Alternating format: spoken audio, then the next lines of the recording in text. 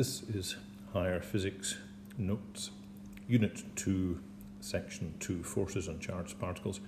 We're just going to finish off here in Part 2 the moving charged particles in electric fields, a little bit more to do on that, and then we're going to focus on moving charged particles in magnetic fields. So in the last note, you will, I hope, recall that we were looking at situations where we had a set of parallel plates, one positive and one negative plate, and we were investigating a particle moving between those plates. So let's imagine we have an electron which is initially at the negative plate, and we let it go. Well, obviously it's going to be attracted to the positive plate. It will feel a force, an unbalanced force, and it will accelerate. What we're going to do now is use what we know to work out how much kinetic energy it has when it reaches that positive plate, and therefore what its speed will be. So the question is,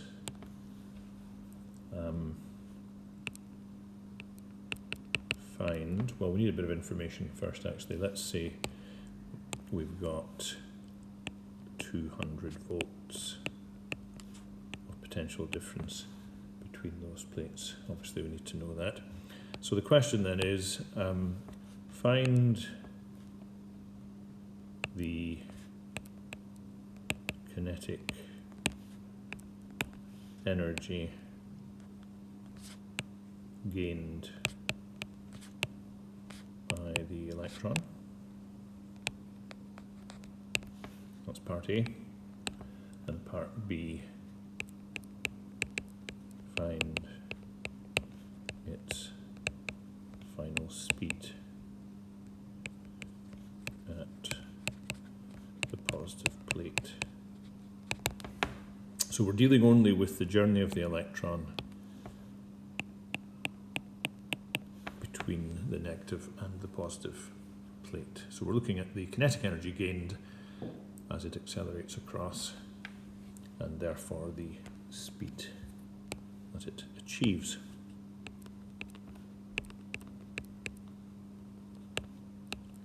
So our solution. Well, the field does work on the electron, and that is equal to QV, which in this case is the electronic charge times V, V being the 200 volt. So that's the work done on the electron, and that therefore equals the kinetic energy gained. So the work done by the field, the QV, becomes kinetic energy in the electron. Well, we can work out what that is.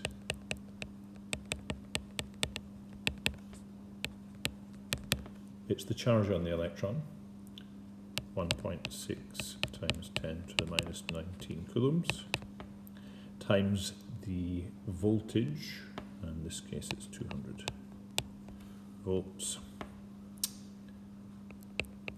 So the kinetic energy gained by the electron, which is the same as the work done by the field, is 3.2 times 10 to the minus 17 joules. I've only got that to two significant figures there, because there are only two significant figures in my data for the electron charge. Right, so that's the kinetic energy gained. It's a simple matter then of getting the speed, because we know the dk is a half mv squared putting a wee e there to remind me it's the mass of the electron. So 3.2 times 10 to the minus 17 joules is equal to a half. Now the mass of the electron you can look up in the data page or in your notes, and that's 9.1 times 10 to the minus 31 kilograms. V squared therefore is the unknown. So don't do any calculations yet, leave it all till the final line. That's going to be 2 times 3.2 times 10 to the minus 17 divided by 9.1 times 10 to the minus 31. And you can do all that in your calculator, take the square root of that expression, and V will be 8.4 times 10 to the 6 meters per second. You tend to get quite high speeds for these electrons because they're so light that even a relatively modest force will cause a huge acceleration and therefore a large final speed. So it's approaching relativistic speeds, and in some cases they do become relativistic. Okay, so that's the end of the charged particles in electric fields. We're now going to look at moving charged particles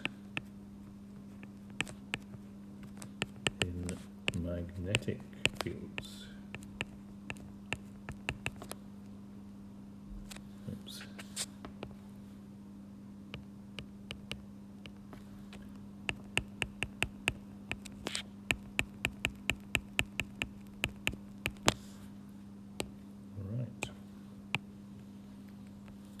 So a couple of quick things just to remind you. The magnetic field around a permanent magnet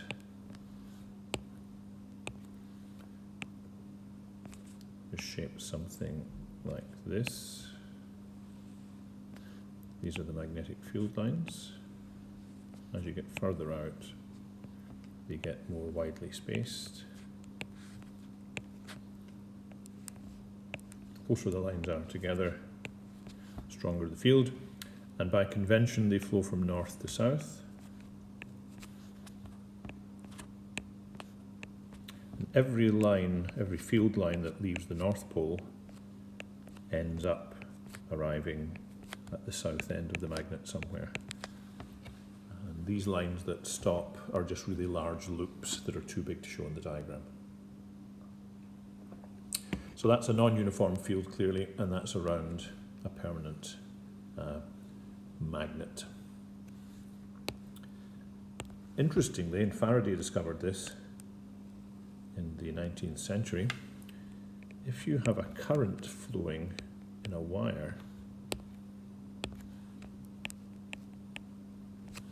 so current I, he discovered that that creates a magnetic field around the wire. And the shape of it is circular, and it spreads out with ever increasingly spaced concentric circles. It's a circular magnetic field, and those are the field lines. And the question then is, what's the direction of these? Well, the way you work out the direction is that you take your left hand and you make your thumb point in the direction the electrons are flowing in, so the current's going up to the top of the page here, so make your thumb point up. Curl your fingers around, and that shows you the direction of the field.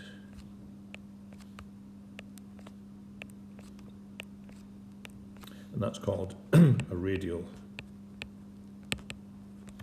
magnetic field.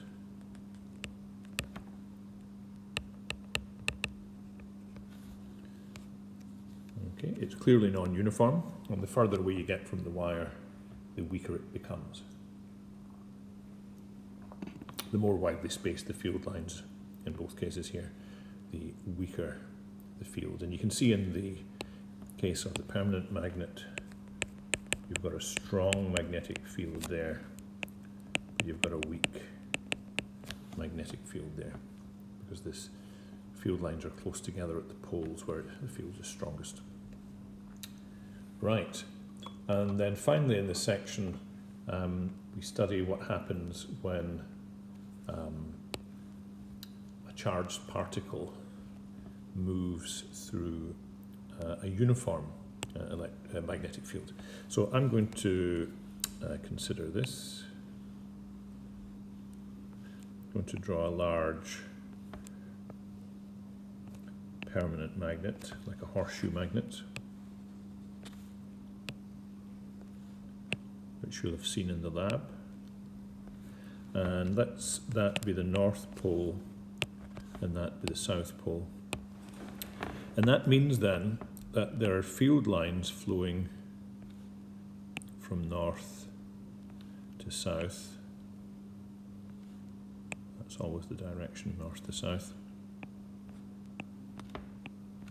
And in between the poles of a horseshoe magnet like this, that is a uniform field. So those lines are equally spaced. Now let's imagine that we fire in an electron.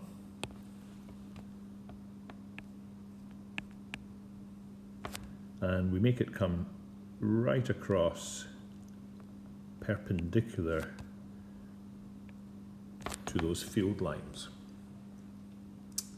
Well, what Faraday discovered was that the electron is a moving charge, so it's like part of an electric current. And any moving charge, Faraday discovered, generates its own magnetic field, a radial circular magnetic field like the one I'm showing you now. And the little magnetic field generated by the moving charge interacts with the magnetic field of the magnet, the surrounding magnetic field, and the particle, the moving particle, feels a force. It's called a Lorentz force. And the question is, what's the direction of that force? Well, this is where you need to use the right-hand motor rule. And the right-hand motor rule, if you remember, says the following. Basically, you have your first finger for the field direction. That's the direction of those green field lines up above. The second finger is for the current direction. Now, when we have a moving charge, that is effectively the current direction. And we always assume that those are at right angles. And that produces a force on the moving charge, which is at right angles to both of them. Okay, so they are all orthogonal. They're all at right angles to each other. So first finger for field on your right hand, second finger for current or direction of moving charge, and thumb for thrust, which is the force. Okay, and this is called the right hand motor rule, and this is often called the Lorentz force.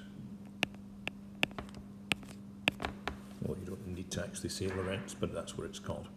Okay, so the kind of situations you'll deal with then often have the magnetic field viewed sort of from above like this, where these crosses represent magnetic field lines going into the page, and you'll typically have something like this. You'll have an electron fired into that magnetic field. So that means magnetic field into the page. So first finger for field, that's when you point that in the way. So if we use our right-hand motor rule to work out where the force on the electron is going to be, so say that electron sort of reaches this position,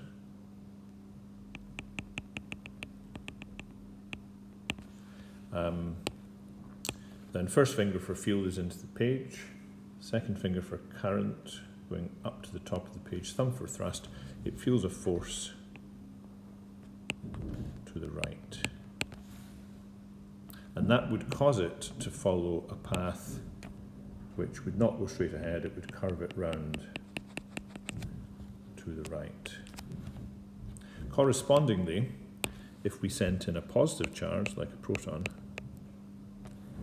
then it would curve to the left. Okay.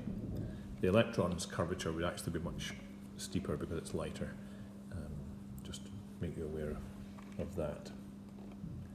So that's how particles are deflected in magnetic fields. Just remember, you can have the magnetic field coming out of the page, in which case you have the point of an arrow.